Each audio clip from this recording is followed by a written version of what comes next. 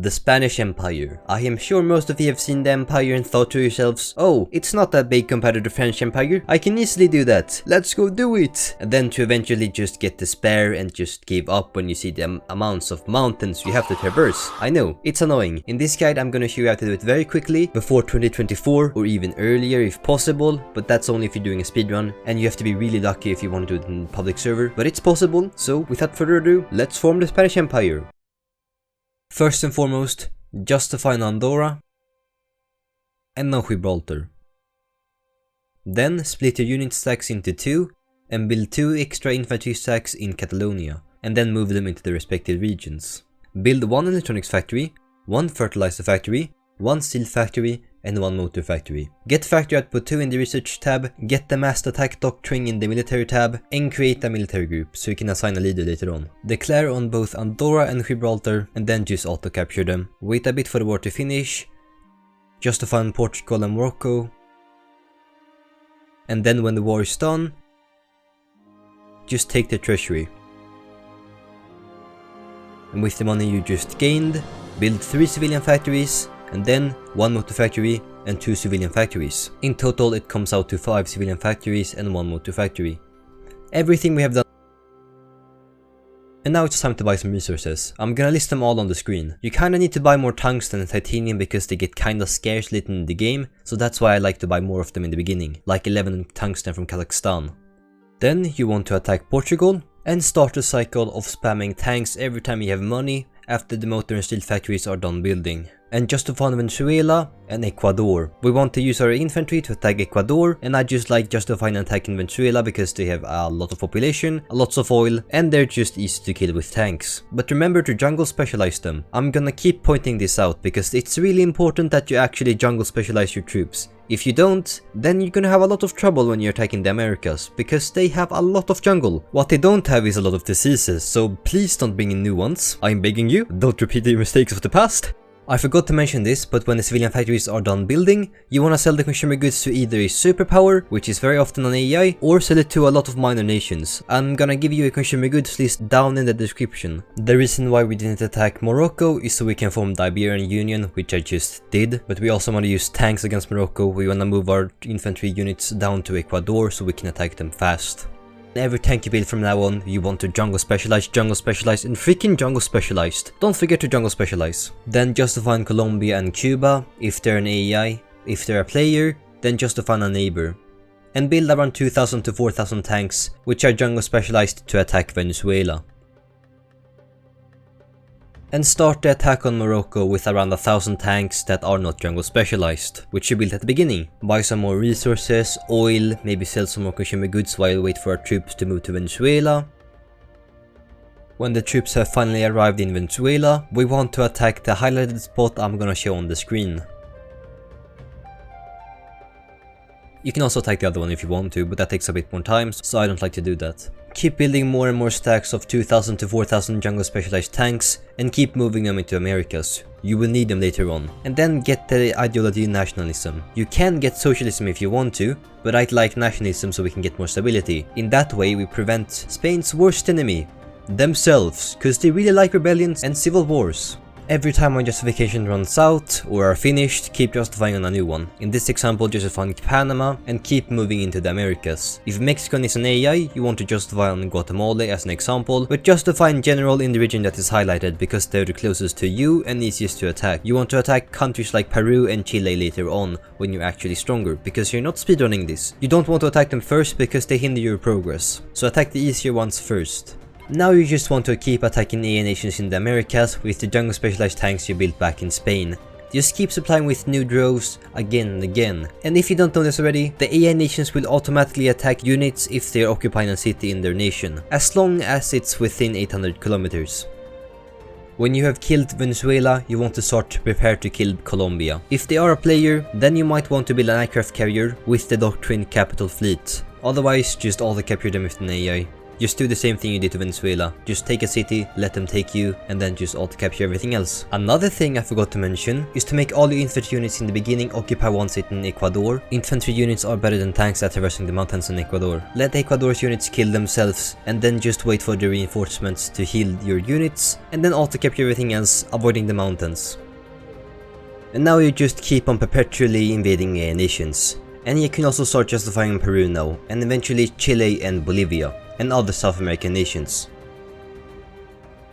There isn't really much for me to say during this montage, kinda-ish, but focus on researching the things you want. Like researching more tank stuff, but if you're not really planning on doing anything else, then you can just research more research output. I just like going with more research output because I like to plan for... because I like to have more research points later down the line, around the year 2025 or 2024 where I'm going to war with a big nation. But you can also go with something easier like going straight to tax income if you're low on money and don't want to play a long game.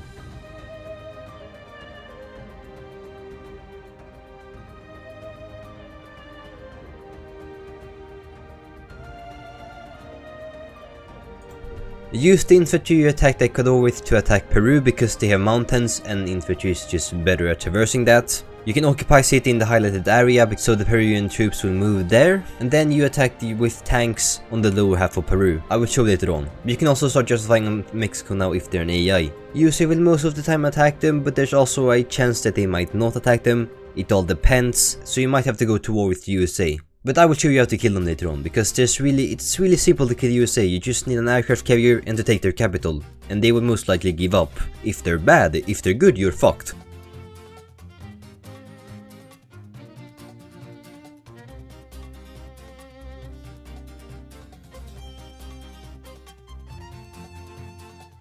Instead of occupying one city in Peru and then splitting them into multiple stacks, we will split our big stack into multiple stacks in the ocean, because in that way we can attack faster, because tanks units move faster in water as compared to mountains. That way we can cover more area faster.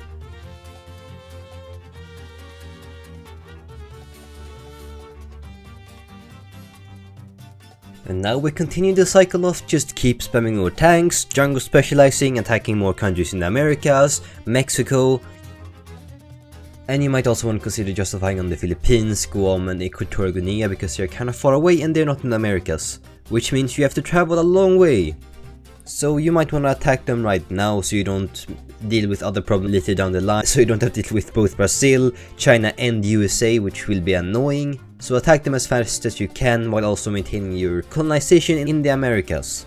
Lure the spicy troops into the city I'm occupying right now, and then just do the same thing we did with Peru. Make a line down their coast with your tanks and auto capture everything. And now it's about time you prepare for a big war, so you should probably get the naval doctrine Capital Fleet. That way you can build cheap aircraft carriers and battleships, and aircraft carriers are just needed if you're gonna try fighting superpowers like the USA or Brazil, which you will most likely do.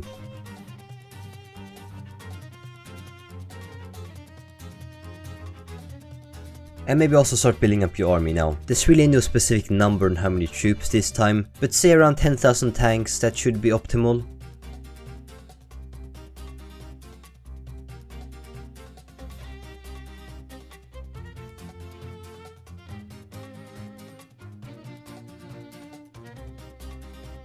Also, get research now if you need to, because this is the whole point of saving up points, so you can get more research for what you need. In this case, more tank ability, but you can also get more naval ability if you want to. And finally, it's about time you attack the superpower that has your city or the country you need. In this case, Argentina, which isn't really a superpower, but it's allied to Brazil. And that's how you're really gonna attack them. You're gonna attack the superpower's ally. If you kill the ally, you can piece them out fast. Which is just a cheeky way to avoid fighting superpowers head on. In that way you don't have to kill their entire country, instead you just have to kill their ally. And here I'm killing Argentina. But as you can see, I'm having problems because Brazil is a direct neighbor. In that way we have to kill Brazil. But killing Brazil is also pretty easy because they have main weak points.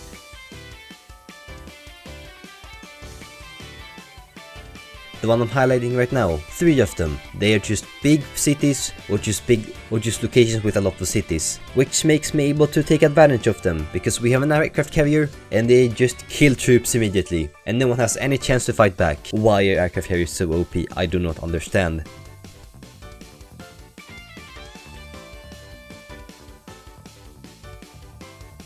But anyways, just formalize like we did before in Portugal, in every single alien nations we have invaded, and just spam and auto capture. They cannot fight back if you have an aircraft carrier, and just keep moving that aircraft carrier to their troops. It's so stupid, but it just works, okay? It just works. Get an aircraft carrier and just kill them. I don't fucking... And when all said's done, Brazil or the superpower you're attacking will most likely give up when half the country is missing. I mean, that's like losing half your limbs. You will give up or die. So they will either leave or just surrender. Or they might be super annoying and fight to the death, but at that point, just take the country you need. They cannot do anything, they're just a shriveled up corpse. Ignore them. And form the Spanish Empire. Good job.